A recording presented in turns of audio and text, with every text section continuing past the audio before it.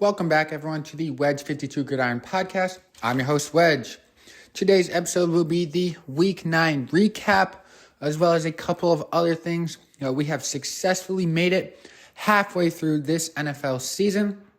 The Week 9 is complete as we now reach the back half of the regular season before the playoff picture develops and begins for the NFL. On today's episode is going to be a Week 9 recap and thoughts. And then we're going to get into my mid-season power rankings for all 32 teams. Then we'll move into the Week 9 HIM performance of the week. And then just a quick little input on all of the Week 10 matchups. I might shorten this period down just a little bit today, as well as my Week 10 picks. Make sure you guys stay tuned in for all of that. But before we jump in, please make sure you press that follow button right here on Spotify, as well as rate the podcast and share it with your fellow NFL fans. Help this podcast grow. Thank you very much. And let's jump into last week's Thursday Night Football matchup between the Titans and the Steelers.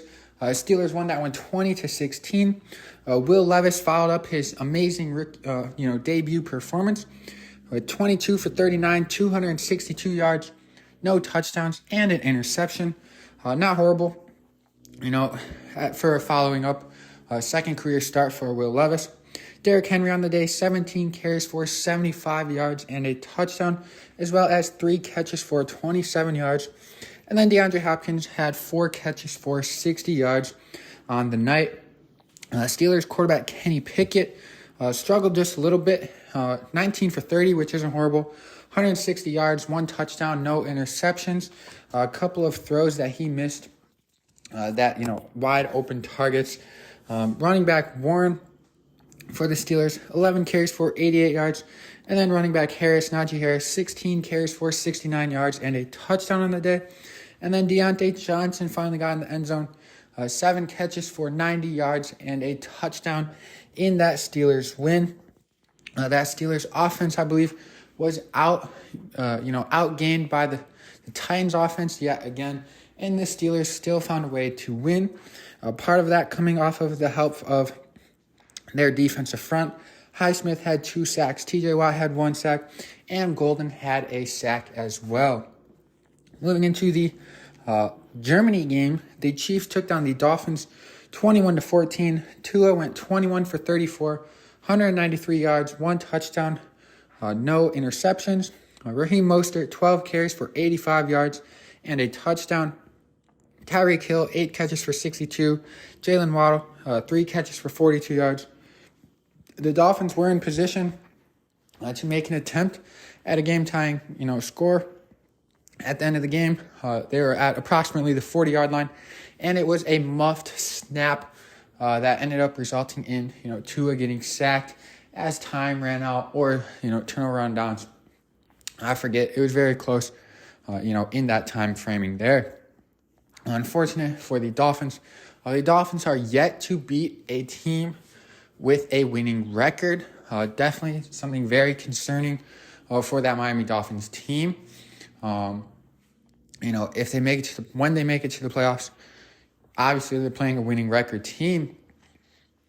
That's something that the Dolphins need to, figure out what those teams are doing better against them than the poorer opponents that they're playing, and figure out a solution quick, as Miami Dolphins have a very tough back half of their schedule as we head into Week 10.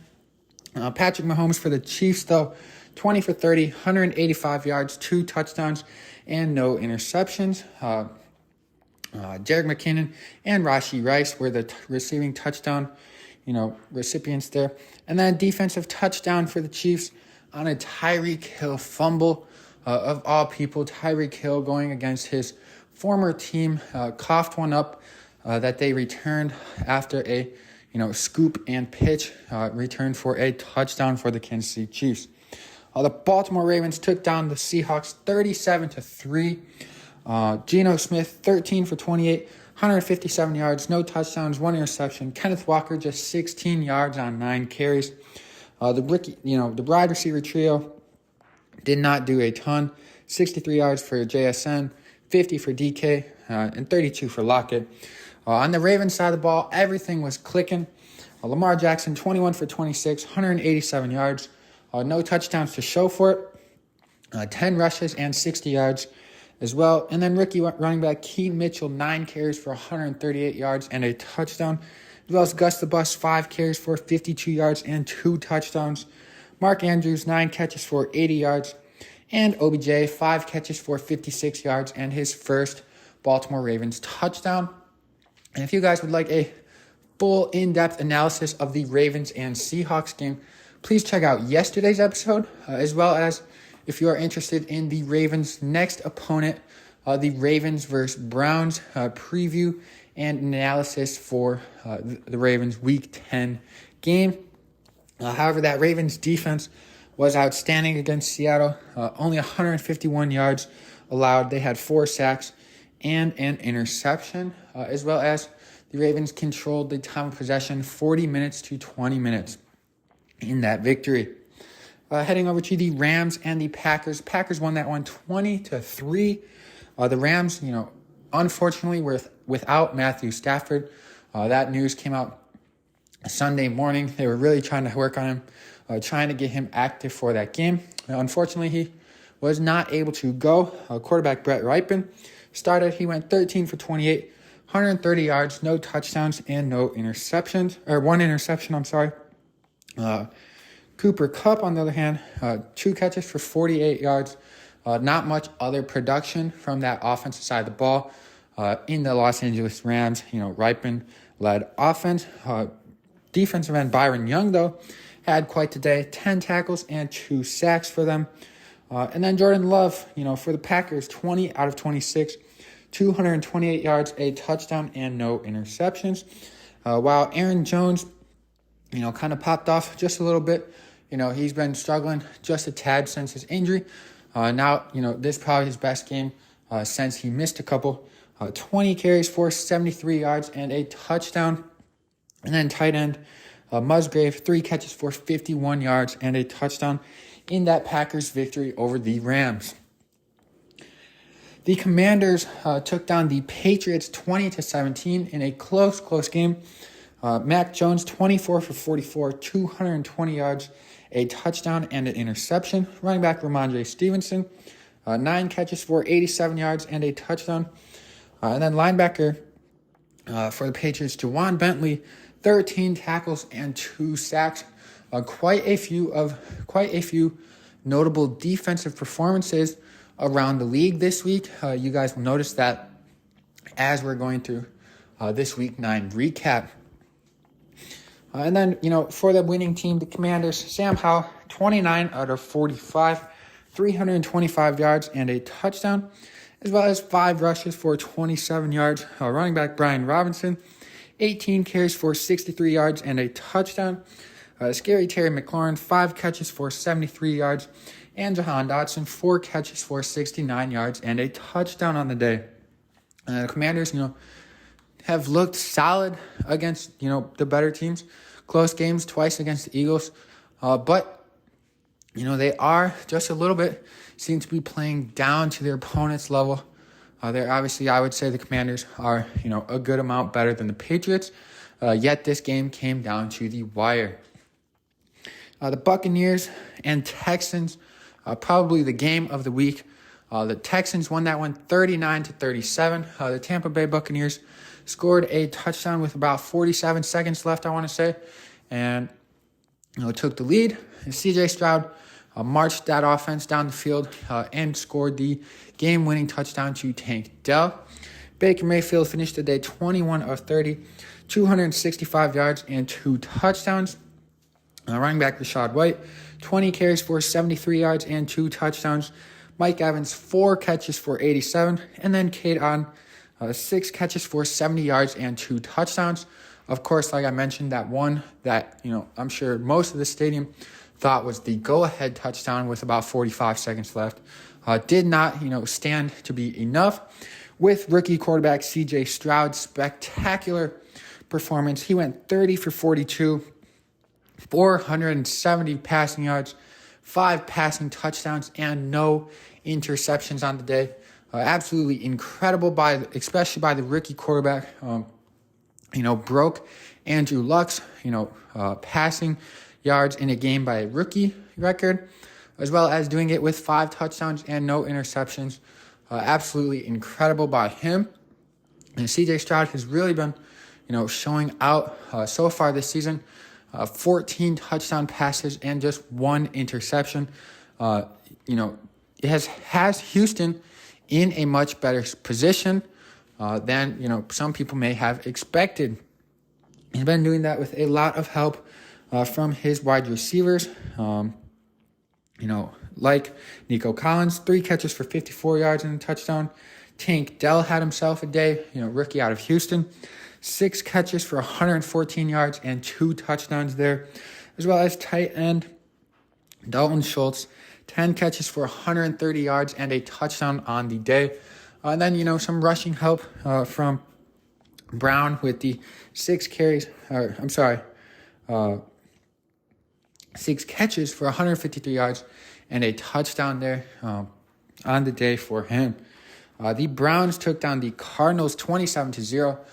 Cardinals put themselves in a very, very bad position heading into this game, trading away quarterback Josh Dobbs at the trade deadline last Tuesday, as well as, Kyler Murray not quite being ready to start, that Sunday matchup against the Cleveland Browns.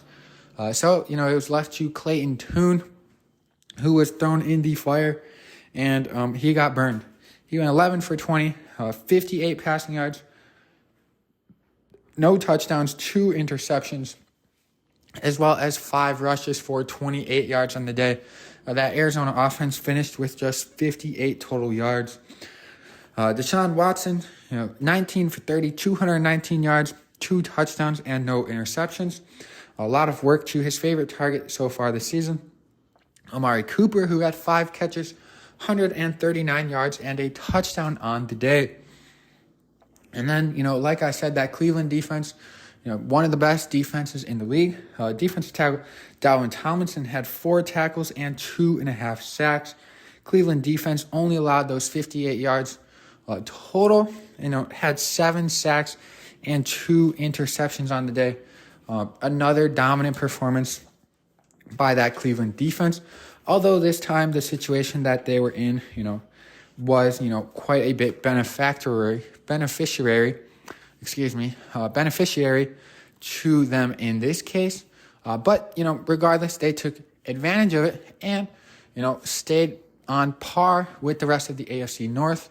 The Steelers and the Bengals, who are now all tied at 5-3 and 2 games behind the 7-2 Baltimore Ravens. The Ravens face the Cleveland Browns next Sunday in Week 10's matchup. Chicago Bears lost to the New Orleans Saints 17-24. Fields still inactive as of this game. Tyson Bagent went 18 for 30, 220 yards, 2 touchdowns, and 3 interceptions, as well as 8 rushes for 70 yards. Tight end Cole Kmet, 6 catches for 55 yards and 2 touchdowns. And then running back D'Onta Foreman, 20 carries for 83 yards. Saints quarterback Derek Carr, 25 out of 34 on the day with 211 passing yards, 2 touchdowns, and no interceptions. Chris Olave got back in the end zone with 6 catches, 46 yards, and a touchdown. Alvin Kamara struggled.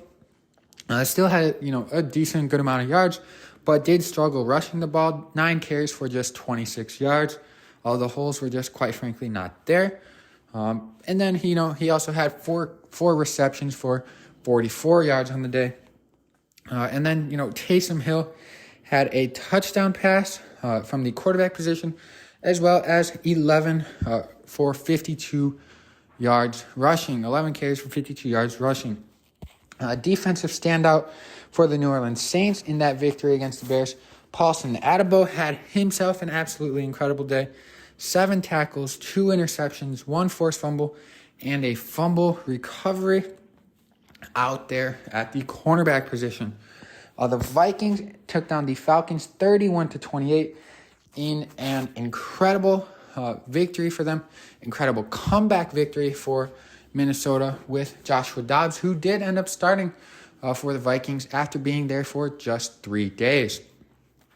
Taylor Heineke got the start for Atlanta over Desmond Ridder, 21 for 38, 268 yards, a touchdown, and an interception. If you listen to last week's episode, league-wide episode, I predicted that Heineke would probably be getting the start, and I was correct. Performed pretty solid. 268 yards, touchdown, interception, not bad. Running back Tyler Algier, 12 carries for 39 yards and a touchdown. And then tight end Jonnu Smith, 5 catches for 100 yards and a touchdown. Not quite enough to get the victory for them Falcons, whose defense started out hot, had a safety, I want to say, very early in the game, as well as a fumble forced on Joshua Dobbs that I think they later converted a touchdown on. Early in the game, jumped out to that early lead. But Josh Dobbs turned it around, 20 for 30 on the day, 158 yards, passing, 2 passing touchdowns, no interceptions. He did have 2 fumbles, but he also had 7 carries for 66 yards and a touchdown rushing. He found a nice safety blanket in tight end TJ Hawkinson, who had 7 catches for 69 yards on the day. And then Alexander Madison, 16 carries for 44 yards, as well as 2 receptions for 49 yards and a touchdown.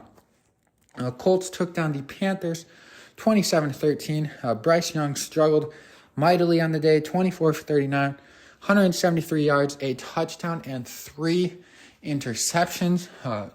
We'll talk about that a little bit more in just a second here.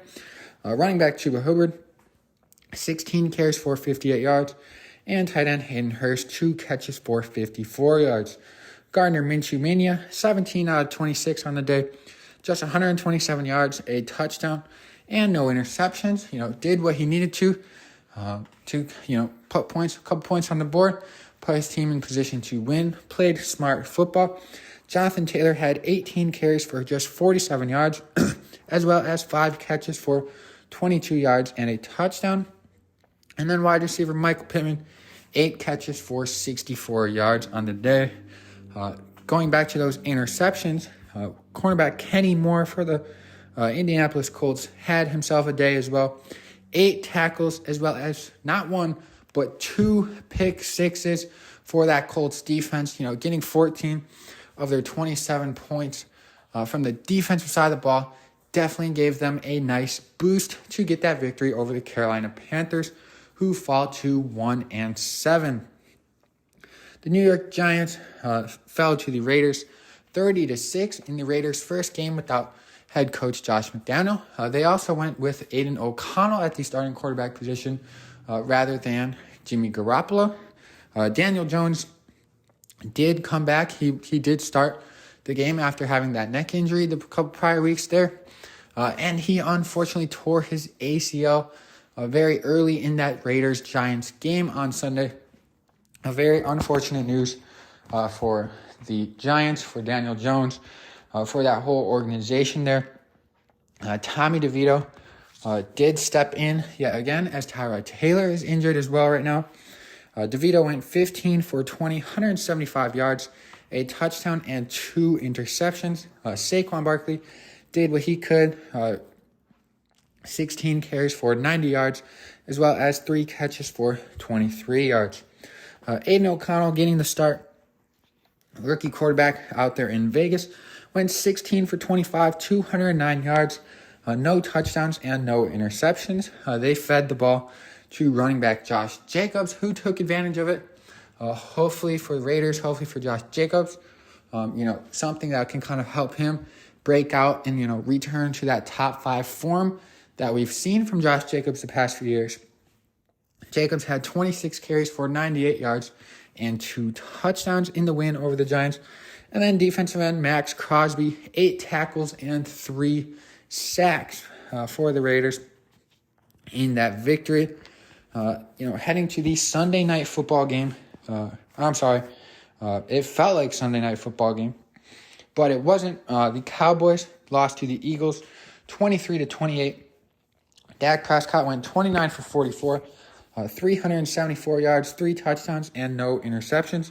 Overall solid performance by him. Finding his favorite target, his number one wide receiver, CeeDee Lamb, had 11 catches on the day for 191 yards, as well as tight end Ferguson, 7 catches for 91 yards and a touchdown. Not enough to stop the Eagles, though. Jalen Hurts, 17 out of 23, 207 yards, 2 passing touchdowns, and no interceptions, as well as 10 rushes for 36 yards and a touchdown. A.J. Brown did not eclipse the 125 yards mark again, but had a very solid day. 7 catches for 66 yards and a touchdown. And then wide receiver Devontae Smith, 3 catches for 51 yards and a touchdown in the victory for the Philadelphia Eagles. Cowboys had a chance at the end. They ended up coming up short after I believe it was a Hassan Reddick sack that forced 3rd and long. Didn't convert, it was 3rd and long or something like that. And then the Cowboys had one last chance. They did make a completion to CeeDee Lamb, but he was unable to get close enough on that 4th down on that last second play. He was tackled at around the 4 or 5 yard line there. And then now onto Sunday Night Football. The Bills lost to the Bengals in Cincinnati 18-24. Josh Allen went 26 for 38 on the day, 258 yards, 1 touchdown and 1 interception through the air, as well as 8 rushes for 44 yards and a touchdown. His favorite target continued to produce with 6 catches for 86 yards and a touchdown for Stephon Diggs, of course. And then tight end Dalton Kincaid, 10 catches for 81 yards. Joe Burrow, 31 for 44, 348 yards. Second week in a row, I believe, with lots of yards for Joe Burrow, as well as 2 touchdowns and no interceptions for him. And then running back Joe Mixon, 14 carries for just 37 yards, but he did get the touchdown. And then the Bengals' leading wide receiver for that Sunday Night Football matchup was T. Higgins with 8 catches for 110 yards. Heading into the final matchup of Week 9, the LA Chargers took down the Jets 27-6 at MetLife Field. Zach Wilson went 33 for 49, 263 yards, no touchdowns, no interceptions. Running back Breece Hall, 16 carries for 50 yards. And wide receiver Garrett Wilson, 7 catches for 80 yards on the day. Justin Herbert, not a great performance, but did get a lot of help from the ground game, especially 16 for 30 for Herbert, 136 yards, no touchdowns, no picks, 3 rushes for 17 yards. He got a lot of help from Austin Eckler, like I mentioned, 14 carries for just 47 yards, but 2 touchdowns, as well as 2 catches for 23 yards. And then Keenan Allen, 8 catches for 77 yards, and I believe he went over the 10K mark for his career, so congrats to him. And then defensive end Joey Bosa had himself an incredible day on that defensive line for the Chargers. 6 tackles, 2.5 sacks, a forced fumble, and a fumble recovery for Mr. Bosa on the weekend there. So that is the Week 9, matchups, thoughts, reactions, breakdowns from me, Wedge 52 Gridiron here. And now heading into, something I haven't done yet. We're going to elude the top 3 stats for this week at the midpoint here, and instead do my full mid-season power rankings for every single team in the NFL, starting from the bottom. I'm not going to give a explanation on all of them because, quite frankly, we don't have time for that in an episode under an hour long with the other content here. But we'll get into it here. At 32, I had the Carolina Panthers. At 31, I had the Chicago Bears. At 30, the New York Giants. At 29, the Arizona Cardinals. At 28, the New England Patriots. At 27, the Denver Broncos. At 26, the Tennessee Titans. At 25, the Green Bay Packers. At 24, the Los Angeles Rams. At 23, the Tampa Bay Buccaneers. At 22, the Las Vegas Raiders. At 21, the New York Jets. At 20, the Indianapolis Colts. At 19, the Los Angeles Chargers. At 18, the Atlanta Falcons. At 17, the Washington Commanders. At 16, the Houston Texans. At 15, the Pittsburgh Steelers. At 14, the New Orleans Saints. At 13, the Minnesota Vikings. At 12, the Cleveland Browns. At 11, the Seattle Seahawks. At 10, the Buffalo Bills. At 9, the Cincinnati Bengals. At 8, the Dallas Cowboys. At 7, the Jacksonville Jaguars. At 6, the San Francisco 49ers. And now for the top 5 of my mid-season Wedge 52 Gridiron power rankings. In 5th place, I have the Miami Dolphins. Very incredible offense, but cannot find a way to get the win against teams with winning records. Still a scary football team. That is why they are ranked 5 for me. At 4, the Detroit Lions have performed very well this entire season. Has victories against the Chiefs, who are ahead of them in these rankings. Played some good games, showed out well, except for that, Baltimore Ravens game. The Lions right here at 4. In 3rd place for my power rankings, the Kansas City Chiefs. Best defense that Mahomes has had statistically since he's been a starter.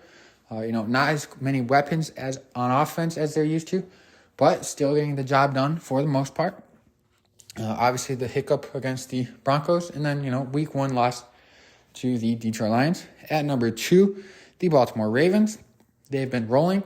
Recently beat the Seattle Seahawks and the Detroit Lions by, I think 77 points combined.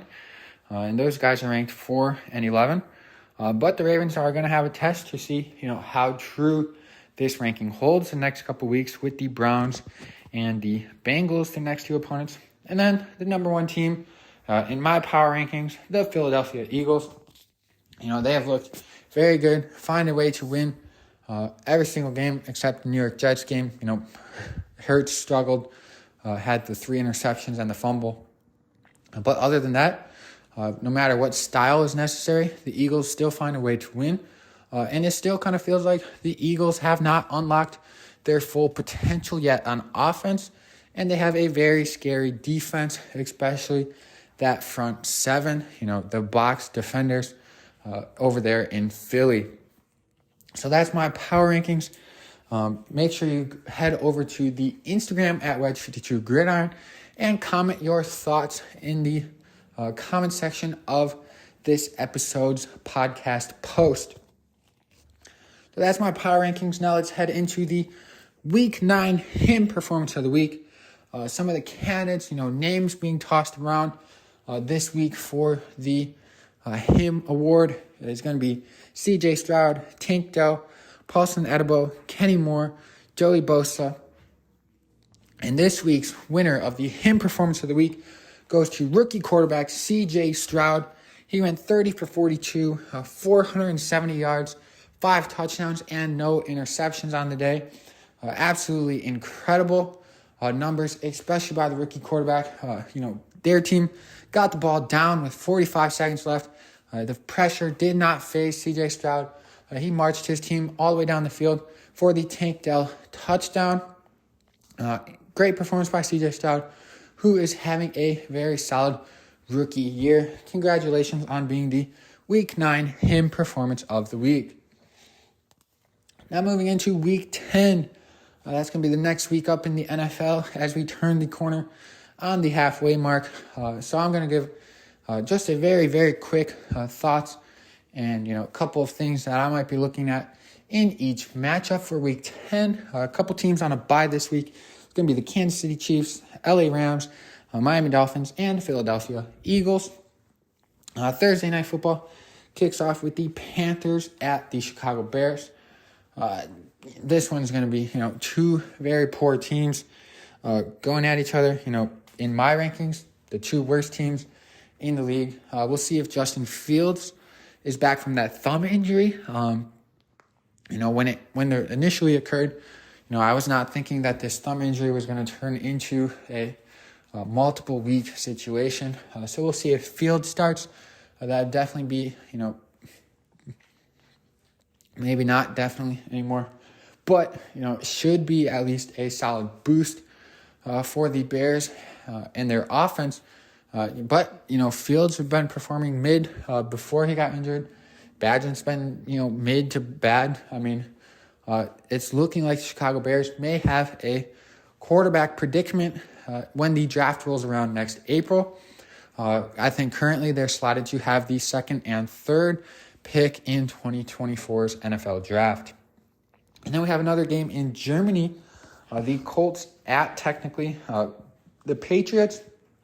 And that one takes place over there in Germany. Minshew Mania versus Mac Jones Mediocrity. So we'll see how that one goes. I would expect, a pretty, potentially high scoring but sloppy football game. I would not be surprised if there's 4+ turnovers in that game. Like I said, the Browns head to Baltimore to face the Ravens. If you want a full in-depth analysis of those two teams, of those two top defenses, please check out yesterday's episode that I did, diving fully into that.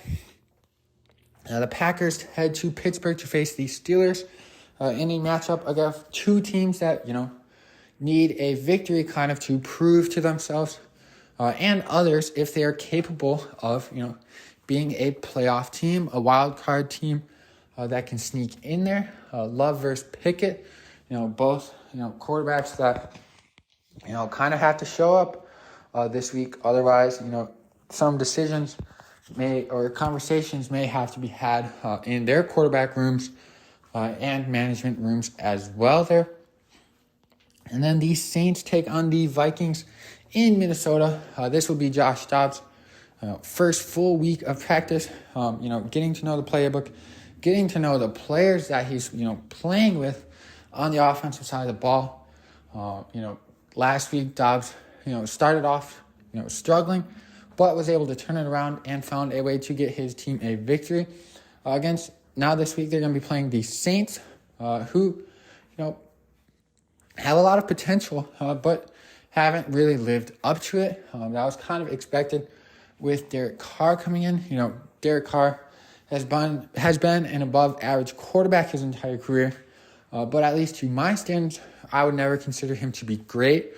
And I'm not sure if it was, a complete or full upgrade at the quarterback position for the Saints. Heading to the next matchup, Texans go to Cincinnati to face the Bengals. The Bengals are very hot. They've won, I think, 4 straight now.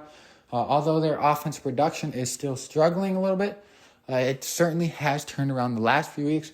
And then the Texans, obviously coming off that huge offensive performance last week, the huge, last-second victory for them, should be an interesting matchup.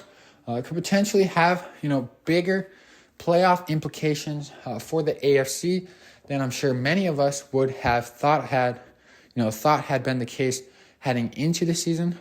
So definitely should be an interesting one over there in Cincinnati. Then the Titans head down to Tampa Bay to face the Buccaneers. Will Levis has been named the starter going forward, I think. I'm not sure that announcement was made in regards to people questioning if he's going to stay in there or if Ryan Tannehill had an update on his injury, but I think he was already in the clear from that concussion. But regardless, they said Levis is their guy. So, he will try and continue, to have some sort of success there. And then the Tampa Bay Buccaneers, I think they've lost 3 or 4 straight. Definitely have, the kind of production, have enough decent to good players on offense. Obviously Mike Evans, Chris Godwin, Rachaad White's having a solid year. And Baker Mayfield's been performing, well enough, I would say as expected for the Tampa Bay Buccaneers when they signed him. So we'll see if the Tampa Bay Buccaneers, can turn away from that, losing slide that they've been on the past, month or so. And then the 49ers head to Jacksonville to face the Jaguars. This is going to be a very interesting matchup to watch. The Jaguars have a very good record. Have not played the greatest of teams, but they're getting it done when they need to get it done. And then the 49ers, who started off so hot on the season, and then had a little bit of an injury bug. A couple of injuries pop up in that game. Their first loss of the season. And then they continued that with 2 more losses, 3 back-to-back losses before they head into last week's bye. We'll see if the bye week helps them in terms of health, helps them in terms of regrouping before they face this Jacksonville Jaguars team this upcoming Sunday.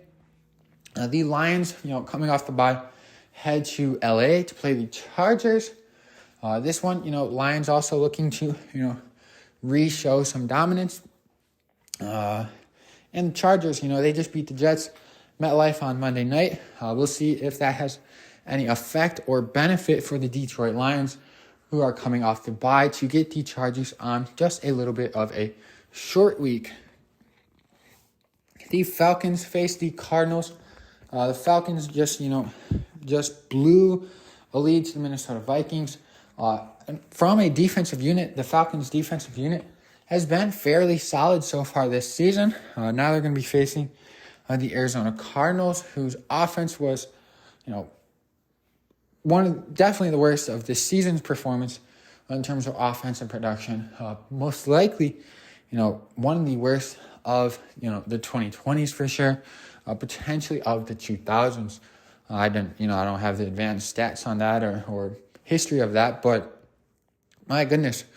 So the Cardinals should be struggling, were struggling, but Kyler Murray right now is on track and expected to get his first start, returning after that ACL injury from last year.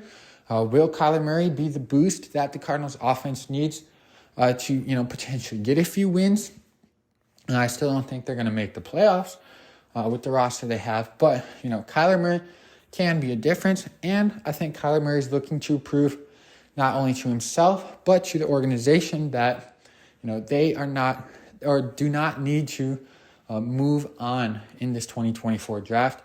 With the couple of solid quarterback options that, will most likely be there and eligible, entered in the draft, but also be there at the Cardinals pick. They're probably going to have a higher, top 6 at minimum, I would say, pick in the 2024 draft.